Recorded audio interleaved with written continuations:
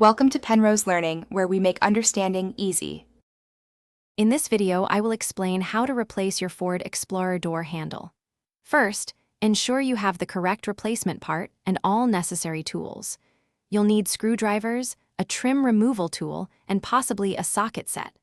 Understanding the basic steps before you begin will make the process much smoother and help you avoid common pitfalls. Let's get started with preparing for the removal. To begin, you'll need to carefully remove the interior door panel. This usually involves prying off trim pieces and unscrewing a few fasteners. Once the panel is off, you can access the internal mechanisms. Disconnect the door lock and latch rods from the old handle. Finally, unbolt the handle from the door frame, typically with 2 or 3 bolts, and remove it. Now, take your new door handle and carefully position it into the exterior opening of the door. Align the mounting holes and then secure the new handle with its bolts, tightening them firmly but not excessively.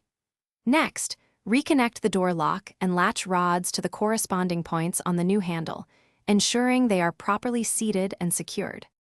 With the new handle installed, it's time to reassemble the door. Carefully reattach the interior door panel, making sure all clips and fasteners align and snap into place. Before fully securing everything, test the new door handle. Open and close the door several times, checking for smooth operation.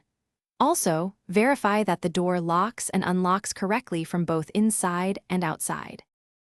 Thanks for watching. If this was helpful, leave a like and consider subscribing. See you next time.